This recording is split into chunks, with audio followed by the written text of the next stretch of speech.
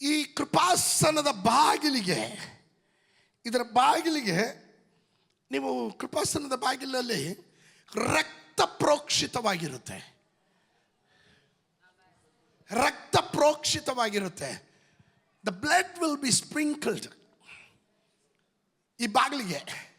ಆಮೇಲೆ ಯೇಸುವಿನ ರಕ್ತ ನಮ್ಮ ಮೇಲೆ ಇರೋದ್ರಿಂದ ನೀವು ಸುವರ್ಣ ದಂಡವನ್ನು ಮುಟ್ಟಬಹುದು, ಮುಟ್ಟಬಹುದು, ಮುಟ್ಟಬಹುದು. ಅವಕಾಶ ಸಿಕ್ಕಿದವರು ಮಾತ್ರ ಒಂದು ಆಮೇಲೆ.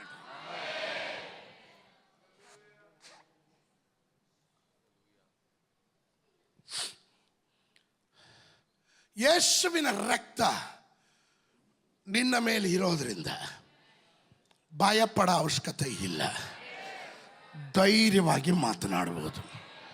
ಆ ಧೈರ್ಯ ಲಭಿಸಿದವರು ಮಾತ್ರ ಆಮೇಲೆ ಹೇಳ್ರಿ. ಹಲ್ಲೆಲೂಯಾ. ನೀವು ಧೈರ್ಯವಾಗಿ ಮಾತಾಡಬೇಕು. ಅದೇ ಕೃಪಾಸನದ ಬಳಿಗೆ, ಸುವರ್ಣ ದಂಡದ ಬಳಿಗೆ ಬರುವಂಥ ಎರಡನೇ ಪ್ರತ್ಯೇಕತೆ. ಅಲ್ಲಿ ಬಂದಾಗ ಅಪ್ಪ ತಂದೆ ಎಂದು ಹೇಳೋದಕ್ಕೆ ನನಗೆ ಇಂಥದ್ದು ಬೇಕು, ಇಂಥದ್ದು ಆಗಬೇಕು. ನಾವು ಮಕ್ಕಳು ರೀ, ನಾವು ಮಕ್ಕಳು. ಅವಕಾಶ ಇದೆ ನಮಗೆ. ಬಾಧ್ಯಸ್ಥರು.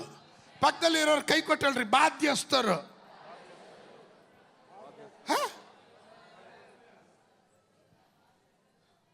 ನಿಮ್ಮ ಮಕ್ಕಳಿಗೆ ರೊಟ್ಟಿ ಕೇಳಿದ್ರೆ ಅವು ಕೊಡ್ತೀರಾ? ಕೊಡಲ್ಲ. ಸೋತ್ರ. ಬಿರಿಯಾನಿ ಕೇಳಿದ್ರೆ ಕಸ ಕೊಡ್ತೀರಾ? ಕೊಡಲ್ಲ. ಸೋತ್ರ. ದೋಷಿಗಳಾದ ನೀವೇ ಒಳ್ಳೆಯದನ್ನು ಕೊಡೋದಾದರೆ ಪರಲೋಕದ ದೇವರು ಅವನು ಕೆಟ್ಟದ್ದು ಕೊಡ್ತಾನೆ. ಅರ್ಥ ಮಾಡ್ಕೊ, ಚೆನ್ನಾಗಿ ಅರ್ಥ ಮಾಡ್ಕೊಳ್ರಿ. ದೇವರ ದೋಷವಾಗಿ ಏನು ನಮ್ಮ ಜೀವನದಲ್ಲಿ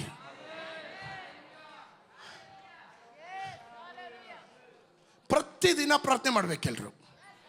ಪ್ರತಿದಿನ ಪ್ರಾರ್ಥನೆ ಮಾಡಬೇಕು. ಏನು ಪ್ರಾರ್ಥನೆ ಮಾಡಬೇಕು ಗೊತ್ತಾ?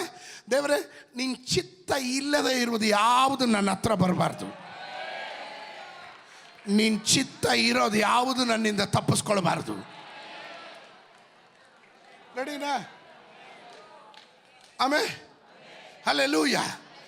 ದೈವ ಚಿತ್ತ ಇಲ್ಲ ಅಂದರೆ ಕ್ಯಾನ್ಸಲ್, ಕ್ಯಾನ್ಸಲ್. ಆದರೆ ದೇವ್ರ ಚಿತ್ತ ಇದ್ರೆ ಅದು ಒಂದು ಎಸ್ಕೇಪ್ ಆಗಂಗೆ ಇಲ್ಲ. ನಿನ್ನ ಆಶೀರ್ವಾದ ನಿನಗುಳ್ಳದು, ನಿನ್ನ ವಾಗ್ದಾನ ನಿನಗುಳ್ಳದು. Come on somebody.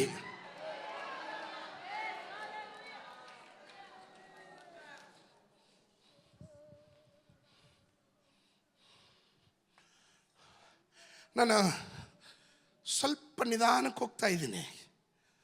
ಇದು ನಿಮ್ಮ ತಲೆ ಒಳಗಡೆ ಹೋಗಲಿ ಅಂತ ಹೇಳೋಕ್ಕೋಸ್ಕರನೇ. ಆಮೇಲೆ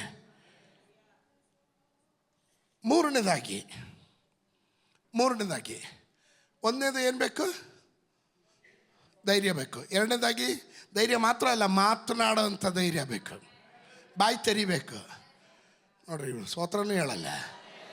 ಸ್ತೋತ್ರ ಹೇಳೋಕ್ಕೆ ಕಷ್ಟ. ನಾವು ತಿನ್ನೋಕ್ಕೆ ಆಕ್ಳಿಸೋಕ್ಕೆ ಮಾತ್ರನೇ ಬಾಯಿ ತೆಗಿಯೋದು ಅಂತ. ಆಮೇಲೆ ಮೂರು, ಸುವರ್ಣ ದಂಡದ ಹತ್ತಿರ ಬರೋರು. ಇದು ಸ್ವಲ್ಪ ಗಟ್ಟಿಯಾದದ್ದು. ಅನ್ಎಕ್ಸ್ಪೆಕ್ಟೆಡ್ ಆಗಿರುವಂಥ ಕಾರ್ಯಗಳನ್ನು ಎಕ್ಸ್ಪೆಕ್ಟ್ ಮಾಡಬೇಕು.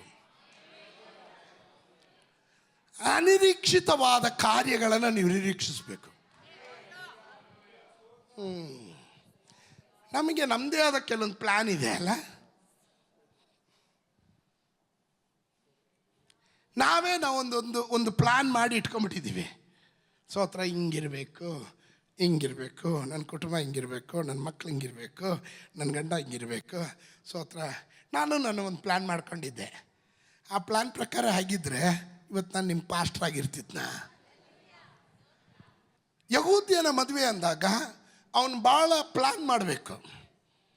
ಆಮೇಲೆ ಹುಡುಗ ಸಾಮರ್ಥ್ಯ ಇದ್ದಾನ ಇಲ್ವಾ ಅಂತ ನೋಡೋದು ಹೆಂಗೆ ಗೊತ್ತಾ? ಹುಡುಗಿನ ನೋಡೋದಕ್ಕೆ ಬರ್ತಾರೆ. ಹುಡುಗಿ ಮನೆಗೆ ಹುಡುಗ ನೋಡೋಕ್ಕೆ ಬರ್ತಾನೆ. ಹುಡುಗಿ ಒಂದು ಕಪ್ಪಲ್ಲಿ ದ್ರಾಕ್ಷಾರಸ ತಗೊಂಬರ್ತಾಳೆ.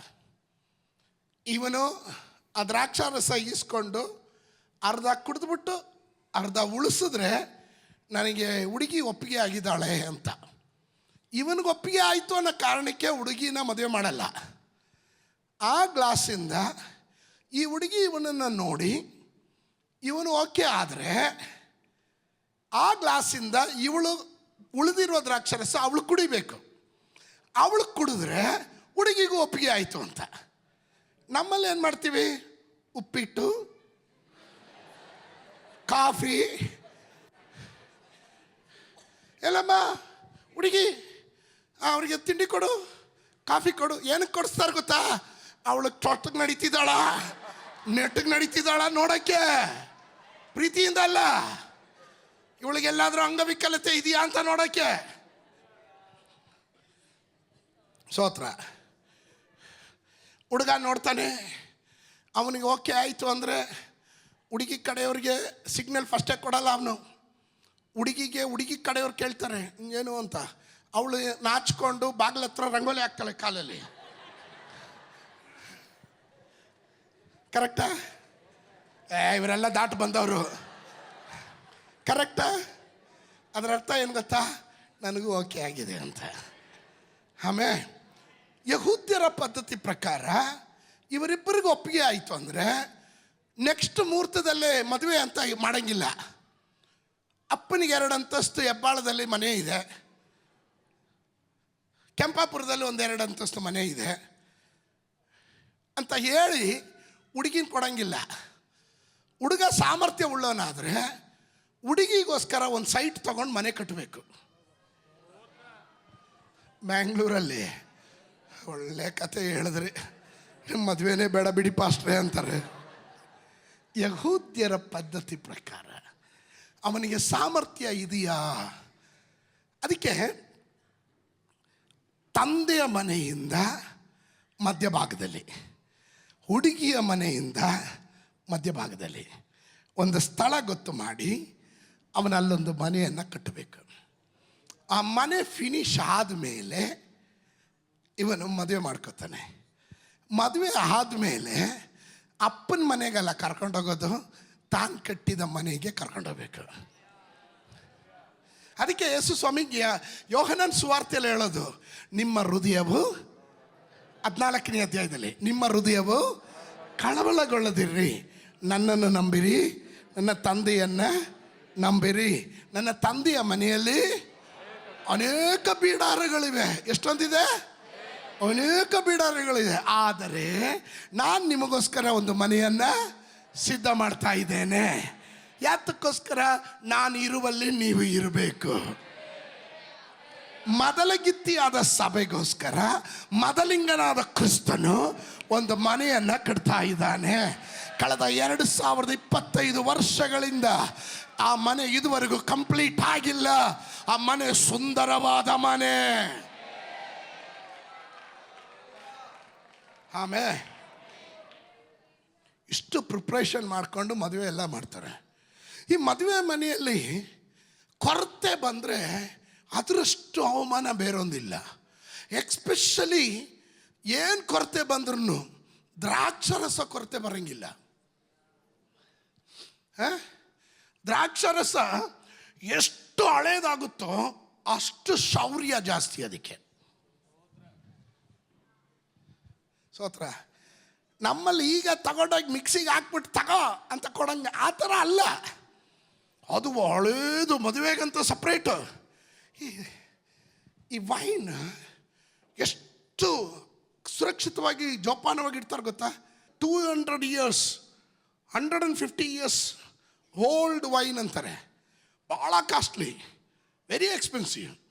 ಆಮೇಲೆ ಅದು ಎಷ್ಟು ಉಳಿಸ್ತಾರೋ ಅದಕ್ಕೆ ಇಷ್ಟೇ ಟೆಂಪ್ರೇಚರಲ್ಲಿರಬೇಕು, ಸೂರ್ಯಪ್ರಕಾಶ ಬೀಳಬಾರ್ದು, ಭಾಳ ಸುರಕ್ಷಿತವಾಗಿ ಕಾಪಾಡ್ತಾರೆ ಅದನ್ನು. ಮಣ್ಣಲ್ಲಿ ಅದ್ರ ಮೇಲೆಲ್ಲ ಫುಲ್ ಬಂದೋಬಸ್ತ್ ಮಾಡ್ತಾರೆ, ಟೆಂಪ್ರೇಚರ್ ಬಂದಾಗ ಕೆಟ್ಟೋಗ್ಬಾರ್ದು ಅಂತ. ಅಷ್ಟು ಜೋಪಾನವಾಗಿಡ್ತಾರೆ. ಖಾನಾ ಊರಿನ ಮದುವೆಯಲ್ಲಿ ಇಷ್ಟೆಲ್ಲ ಪ್ರಿಪ್ರೇಷನ್ ಮಾಡಿದ ಮೇಲೂ ದ್ರಾಕ್ಷಾರಸ ಕೊರತೆ ಬಂತು. ಜ್ಞಾನೋಕ್ತಿಗಳ ಪುಸ್ತಕ 16:1 ಹೇಳುತ್ತೆ, ಮನುಷ್ಯನ ಹೃದಯದಲ್ಲಿ ಅನೇಕ ಸಂಕಲ್ಪಗಳಿದೆ, ಆದರೆ ತಕ್ಕ ಉತ್ತರ ಕೊಡುವ ಸಾಮರ್ಥ್ಯ ಯೆಹೋವನಿಗೆ ಮಾತ್ರ ಇದೆ. See, man got a lot of plans and preparations, but the answer comes from God. ದೇವರಿಂದ ಮಾತ್ರನೇ ಉತ್ತರ ಬರೋದು. ಬೇಡದಿರೋ ಪ್ಲಾನ್ ಯಾಕೆ ಮಾಡ್ತೀರಿ? ಪಕ್ಕದಲ್ಲಿ ಇರೋರು ಕೈ ಕೊಟ್ಟು ಹೇಳ್ರಿ, ಬೇಡದಿರೋ ಪ್ಲಾನ್ ಎಲ್ಲ ಮಾಡಬೇಡ್ರಿ ಅಂತ ಹೇಳಿ.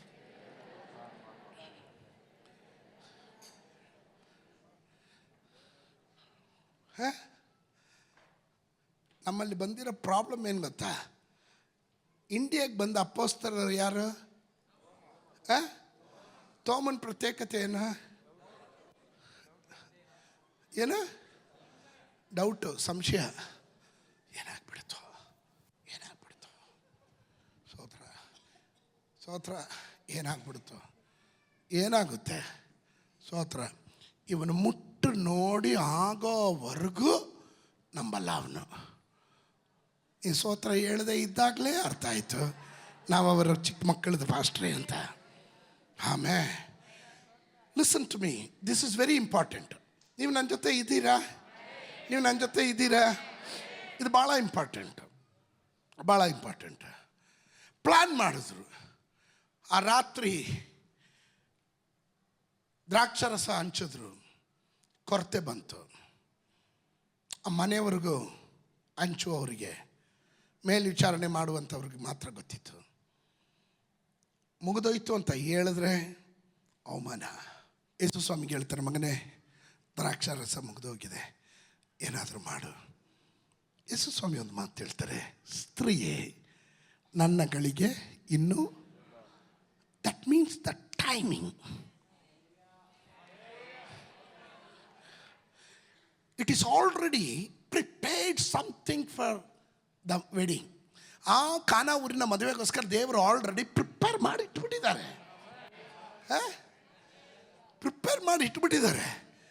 ಅದರ ಟೈಮಿಂಗ್. ಅಮ್ಮ ಎದ್ದು ಇನ್ಫ್ಲೂಯೆನ್ಸ್, ನಾವು ಸಾರಿ, ಥ್ಯಾಂಕ್ ಯು.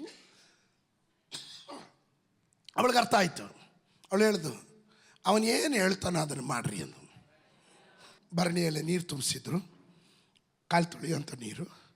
ಆ ನೀರನ್ನೇ ತಗೊಂಡ್ರಿ, ತುಂಬಿಸ್ರಿ ಅದನ್ನು. ಆಮೇಲೆ ಮಿರಾಕಲ್ ನಡೀತು. ಅಲ್ಲಿ ದೇವರು ಹೇಳ್ದಂಗೆ ನಡ್ಕೊಂಡ್ರು. ಒಪ್ಪ ಅಲ್ಲಿ ಎಡವಟ್ಟು ಮಾಡಿದ್ರೆ ಮುಗಿದೋಗಿರೋದು. ಕಾಲು ತೊಳೆಯೋ ನೀರಲ್ಲ ದ್ರಾಕ್ಷಾರಸ ಮಾಡೋದ? ಇವನಿಗೇನು ಮಾಡೋ ಕೆಲಸ ಇಲ್ಲ, ನಮ್ಮ ಕೈಲಾಗಲ್ಲಪ್ಪ. ಒಬ್ಬ ದೊಂಬಿ ಎಬ್ಬಿಸಿದ್ರೆ ಆಗಿರೋದು, ಅಲ್ಲೆಲ್ಲ ಗಲಿಬಿಲಿ ಆಗಿರೋದು. ಅದಕ್ಕೆ ಮರಿಯಲ್ಲ ಹೇಳಿದ್ಲು, ಅವನೇನು ನಿಮ್ಗೆ ಹೇಳ್ತಾನೋ ಅದನ್ನು ಮಾಡ್ರಿ. Don't show over smart. ಅಧಿಕ ಪ್ರಸಂಗತನ ಮಾಡಬೇಡ್ರಿ. ಜಸ್ಟ್ ಒಬ್ಬೆ. ಪಕ್ಕದಲ್ಲಿರೋ ಕೈ ಕೊಟ್ಟು ಹೇಳ್ರಿ, ಜಸ್ಟ್ ಒಬ್ಬೆ. ವಿದ್ಯರಾಗ್ರಿ. ಆಮೇಲೆ ನೀರನ್ನ ದ್ರಾಕ್ಷಾರಸವಾಗಿ ಮಾರ್ಪಡಿಸಿದ್ನು. ದೇವರು ಅದ್ಭುತ ಮಾಡಿದ ದ್ರಾಕ್ಷಾರಸ. ಅದು ಕುಡಿದವನು ಹೇಳಿದನು, ಇಷ್ಟೊಂದು ಶೌರ್ಯ ಇರೋವಂಥದ್ದು ಎಲ್ಲಿ ಬಚ್ಚಿಟ್ಟಿದ್ರು ಇವರು? ಎಲ್ಲರೂ ಆರಂಭದಲ್ಲಿ ಕೊಡೋದು, ಇವರು ಕೊನೆಯಲ್ಲಿ ಕೊಡ್ತಾ ಇದ್ದಾರಲ್ಲ. ಸಮಥಿಂಗ್ ಡಿಲೇ ಆದರು.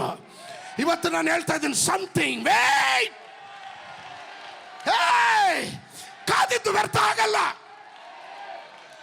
ಸುವರ್ಣ ದಂಡದ ಹತ್ರ ಬರೋರು ಅನ್ಎಕ್ಸ್ಪೆಕ್ಟೆಡ್ ಆಗಿರೋದನ್ನು ಎಕ್ಸ್ಪೆಕ್ಟ್ ಮಾಡಬೇಕು.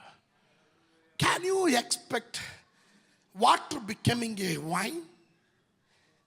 ನೀರು ದ್ರಾಕ್ಷಾರಸ ಆಗುತ್ತಂತೆ ಯಾರಾದರೂ ನಿರೀಕ್ಷಿಸ್ಲಿಕ್ಕಾಗುತ್ತಾ? ಈ ವರ್ಷ 2026ರಲ್ಲಿ ದೇವರು ನಿನಗೋಸ್ಕರ unexpected ಆಗಿರೋದನ್ನ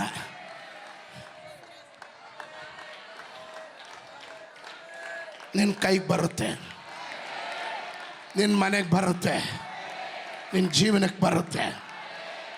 you will be blessed.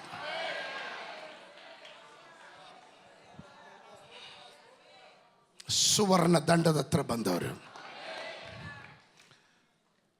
Unusual ಆಗಿರುವಂಥ ಕಾರ್ಯಗಳನ್ನು, ಅನ್ಯೂಷಲ್ ಆಗಿರುವಂಥದ್ದು, ಸಾಧಾರಣವಾಗಿ ನಡೆಯುವಂಥ ಕಾರ್ಯಗಳಲ್ಲ, ಅನ್ಯೂಷಲ್ ಆಗಿರುವ ಕಾರ್ಯಗಳನ್ನು ಎಕ್ಸ್ಪೆಕ್ಟ್ ಮಾಡಬೇಕು.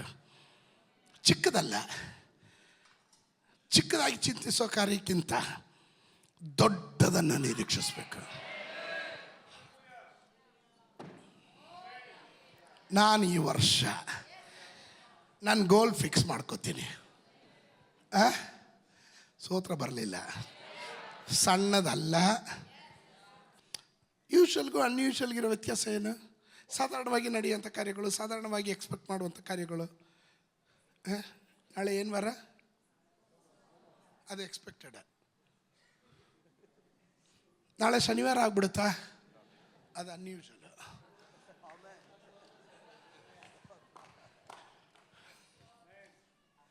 ಇದ್ದೀರಾ ನೀವು? ನೀವು ಚಿಂತೆ ಮಾಡೋದಲ್ಲ, ದೇವರು ನಿನಗೋಸ್ಕರ ಓಪನ್ ಮಾಡೋದು. 2026ರಲ್ಲಿ ಕೆಲವರಿಗೆ ಕೆಲವೊಂದು ಸರ್ಪ್ರೈಸ್ಗಳನ್ನು ದೇವರಿಟ್ಟಿದ್ದಾನೆ. ಕೆಲವೊಂದು ಸರ್ಪ್ರೈಸ್ಗಳನ್ನು, ಕೆಲವೊಂದು ಆಶ್ಚರ್ಯಕರವಾದ ಸಂಗತಿಗಳನ್ನು ದೇವರಿಟ್ಟಿದ್ದಾನೆ. ಕತ್ತಲೆಯಲ್ಲಿ ಬಚ್ಚಿಟ್ಟಿರುವ ಗುಪ್ತವಾಗಿರುವಂಥ ನಿಧಿ ನಿಕ್ಷೇಪಗಳನ್ನು ಅನ್ಯೂಶಲ್ ಆಗಿರೋ ಡೋರ್ಗಳು ನಿನ್ನ ಮುಂದೆ ಓಪನ್ ಆಗಿ ಬರುತ್ತೆ. 2026ರಲ್ಲಿ ಎಕ್ಸ್ಪೆಕ್ಟ್ ಮಾಡ್ರಿ ಅದನ್ನ. ಅದರ ಅರ್ಥ, ಎಸ್ತೇರಳಿಗೆ ಸುವರ್ಣ ದಂಡವನ್ನು ಮುಟ್ಟಿದ್ರೆ ಸೂಪರ್ ನ್ಯಾಚುರಲ್ ಫೇವರ್ ಸಿಗುತ್ತೆ, ದೊರಕುತ್ತೆ. ಇವಳು ಮುಟ್ಟೋದಕ್ಕೆ ಭಯ ಪಡ್ತಾ ಇದ್ಲು, ಅಲ್ಲಿ ಹೋಗೋದಕ್ಕೆ ಭಯ ಪಡ್ತಾ ಇದ್ಲು. ಹೋಗಕ್ಕೆ ಧೈರ್ಯ ಇರಲಿಲ್ಲ. ಧೈರ್ಯ ಮಾಡ್ಕೊಂಡು ಹೋದ್ರೂ ಮಾತಾಡೋ ಧೈರ್ಯ ಇರಲಿಲ್ಲ. ಮಾತಾಡೋಕ್ಕೆ ಧೈರ್ಯ ಮಾಡ್ಕೊಂಡು ಹೋದ್ಮೇಲೆ ಸುವರ್ಣ ದಂಡ ಮುಟ್ಟೋದಕ್ಕೆ ಭಯ ಆಯಿತು. ಆದರೆ ಮುಟ್ಟಿದ್ರೆ ಸೂಪರ್ ನ್ಯಾಚುರಲ್ ಫೇವರ್ ಸಿಗುತ್ತೆ. ಇವತ್ತು ಕೆಲವರು ಸುವರ್ಣ ದಂಡವನ್ನು ಮುಟ್ಟಕ್ಕೆ ಹೋಗ್ತೀರಾ, ಕೆಲವರು ಮುಟ್ಟಕ್ಕೆ ಹೋಗ್ತೀರಾ. ಆಮೇಲೆ ಚಾಚಿದ್ರೆ ಮುಟ್ಬಿಡ್ಬೇಕು. ಸೋತ್ರ ಸೋತ್ರ ಕೆಲವರು ಚಾಚಿದ್ರೆ ಥ್ಯಾಂಕ್ ಯು. ಸೋತ್ರ ಪಕ್ಕದಲ್ಲಿರೋರ್ಗೆ ಹೇಳ್ರಿ, ಚಾಚಿದ್ರೆ ಮುಟ್ಟಿ. ಚಾಚಿದ್ರೆ ಮುಟ್ಟಿ. ಸೋತ್ರ ಸೋತ್ರ ಸೋತ್ರ. ಸುವರ್ಣ ದಂಡ ಚಾಚಿದ್ರೆ ಮುಟ್ಟಬೇಕು, ಇಂದು ಕೆಳದಾಗ ಮುಟ್ಟಕ್ಕೆ ಬರಬೇಡ್ರಿ.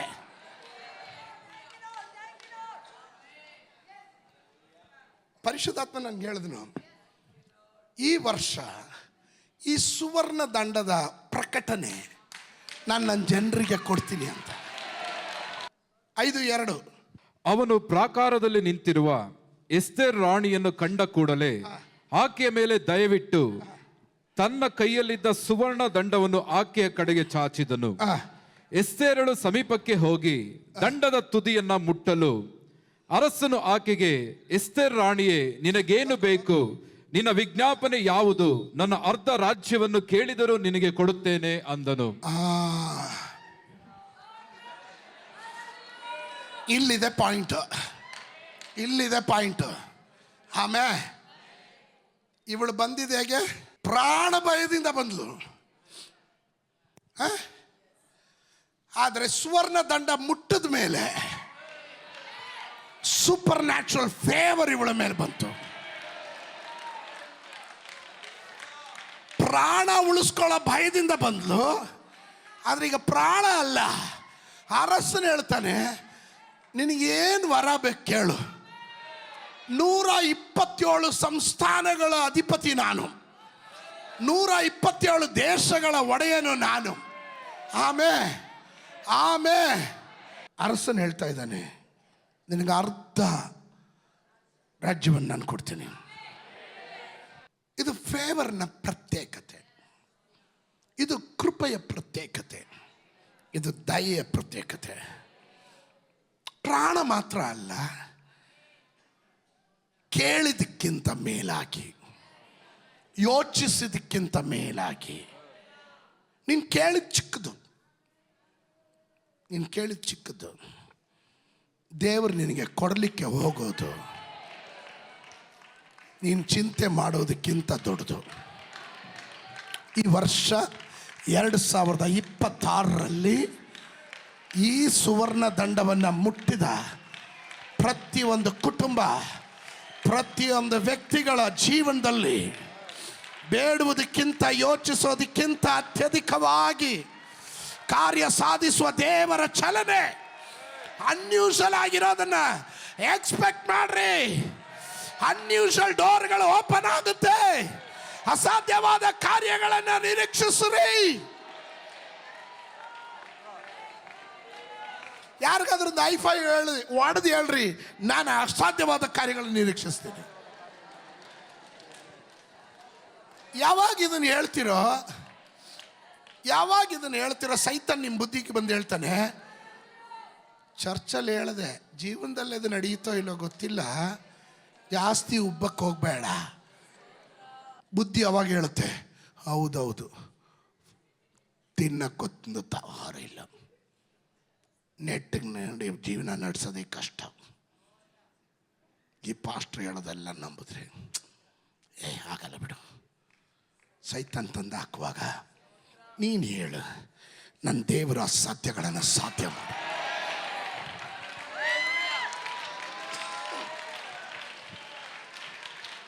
Come on, put your hands together. 2 ಕರಗಳನ್ನು ತಟ್ಟಿ. ಒಂದು, ಸ್ತೋತ್ರ ಹೇಳಿದ್ರು ಧೈರ್ಯವಾಗಿ ಹೇಳಬೇಕು. ಆಮೇಲೆ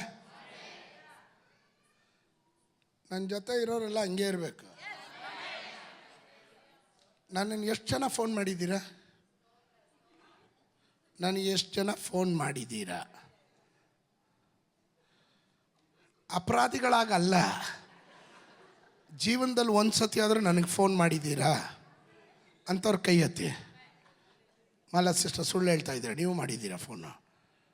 ಪಾಸ್ಟ್ರೇ, ಪ್ರೈಸ್ ದ ಲಾರ್ಡ್ ಪಾಸ್ಟ್ರೇ, ಹೇಗಿದ್ದೀರಾ ಪಾಸ್ಟ್ರೇ ಅಂತ ಕೇಳಲ್ವಾ? ಕೇಳಿದ್ರೆ ನಾನೇನು ಹೇಳ್ತೀನಿ? ದೇವ್ರ ದಯೆಯಿಂದ, ನಿಮ್ಮೆಲ್ಲರ ಪ್ರಾರ್ಥನೆಯಿಂದ ಗುಂಡ್ಕಲ್ ಥರ ಇದ್ದೀನಿ ಅಂತ. ಹೆಂಗೆ ಹೇಳ್ತೀನಿ? ಗುಂಡ್ಕಲ್ ಥರ ಇದ್ದೀನಿ. ಗುಂಡ್ಕಲ್ ಥರ ಇದ್ದೀನಾ? ನಮ್ಮವಳು ಹೇಳ್ತಾಳೆ, ಬಾಸ್ಕೆಟ್ಬಾಲ್ ನುಂಗ್ದವ್ರ ಥರ ಇದ್ದೀರಾ ಅಂತ. ಪ್ರಾಫಿಟಿಕಲ್ ಡಿಕ್ಲರೇಷನ್ ನಾನು ಮಾಡ್ಲಿಕ್ಕೆ ಹೋಗ್ತೀನಿ. ನೀವು ಅಂಗೀಕರಿಸಿದ್ರೆ ನಿಮ್ಮ ಬಾಯಿ ತೆರೆದು ಗಟ್ಟಿಯಾಗಿ ನೀನು ಘೋಷಣೆ ಮಾಡ್ರಿ. ನೀವು ಅಂಗೀಕರಿಸಲಿಲ್ಲ ಅಂದರೆ ಎರಡು ಹಿಂಗೆ ಹಿಡ್ಕೊಂಡು ಬಾಚ್ಕೊಂಡ್ಬಿಡ್ತೀನಿ ನಾನು. ಸ್ತೋತ್ರ ಹೇಳಲಿಲ್ಲ, ಸ್ತೋತ್ರ. ಆಮೇಲೆ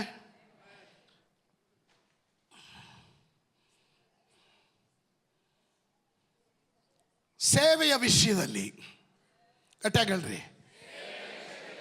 ಪಟ್ಟಣಗಳ ಮೇಲೆ, ಮಕ್ಕಳ ಮೇಲೆ, ಕುಟುಂಬಗಳ ಮೇಲೆ ದೇವರಿಗುಳ್ಳದೆಲ್ಲ ತೆರೆಯಲ್ಪಡುವುದು ಈ ಸುವರ್ಣ ದಂಡದ ಮೂಲಕ. ಅದರ ವರ್ಷ 2026. ಹಲ್ಲೆಲೂಯಾ. ದೇವರು ಮಾಡ್ತಾನೆ.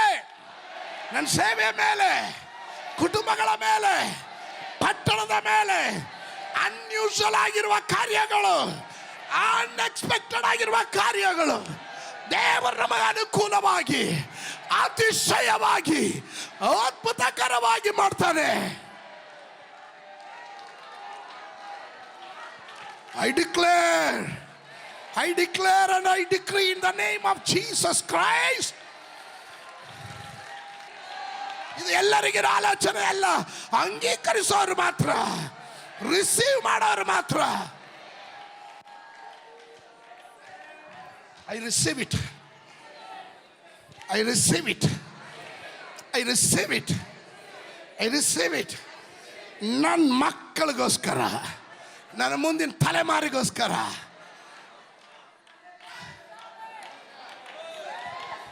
ನನ್ನ ಮಕ್ಕಳ ಮಕ್ಕಳ ಮಕ್ಕಳಿಗೋಸ್ಕರ, ಹುಟ್ಟದೇ ಇರುವ ಸಂತತಿಗೋಸ್ಕರ ಈಗಲೇ ರಿಸೀವ್ ಮಾಡ್ತೇನೆ. ಕೃಪೆ ಅಲ್ಲ ಅದ್ಭುತಗಳನ್ನು ಉಂಟು ಮಾಡೋದು.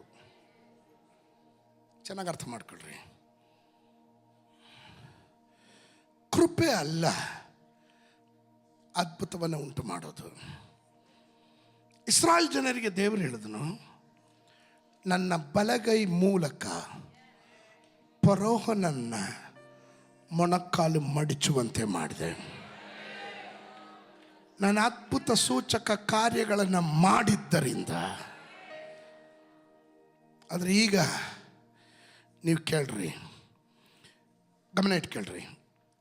This is very important. If you want to write it down, ಅದನ್ನು ಬರ್ಕೊಳ್ರಿ. ಕೃಪೆ ಎನ್ನುವುದು, ಎಲ್ಲರೂ ಗಮನಿಸ್ರಿ, ಕೃಪೆ ಎನ್ನುವುದು ದೇವರು ನಮಗಾಗಿ ಸಿದ್ಧ ಮಾಡಿರುವುದರ ಕಡೆಗೆ ಹತ್ತಿಸುವುದು. ಆಕ್ಸಸ್ ಪಾಯಿಂಟ್ ಅಂತಾರೆ ಅದನ್ನು. ದೇವರು ನಮಗೋಸ್ಕರ ಸಿದ್ಧ ಮಾಡಿರುವ ಸ್ಥಳಕ್ಕೆ, ದೇವರು ನಮಗಾಗಿ ಸಿದ್ಧ ಮಾಡಿರುವ ವ್ಯಕ್ತಿಗಳ ಸಂಗಡ ಕನೆಕ್ಷನ್. ಅದು ಯಾವಾಗ ಗೊತ್ತಾ? ದೇವ್ರ ಪ್ಲಾನಲ್ಲಿ ಫಸ್ಟೇ ಮಾಡಿಬಿಟ್ಟಿರ್ತಾರೆ. ಈ ಕೃಪೆ ಏನು ಮಾಡುತ್ತೆ ಅಂದರೆ, ಆ ದೇವರ ಆ ಪದ್ಧತಿಯ ಕಡೆಗೆ ನಮ್ಮನ್ನು ಪುಷ್ ಮಾಡಿ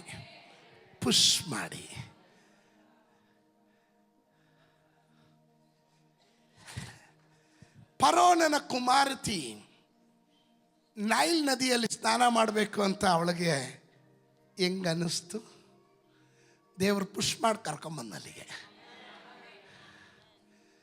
ರೂತಲು ಬೋವಜನ ಹೊಲದಲ್ಲೇ ಅಕ್ಕಲನ್ನು ಹಾಯೋದಿಕ್ಕೆ ಹೆಂಗೆ ಬಂದ್ಲು? ದೈವ ನಿಯೋಗದಲ್ಲಿ ಪುಷ್ ಮಾಡ್ಕೊಂಬಂದಿದ್ದ ಅಲ್ಲಿಗೆ.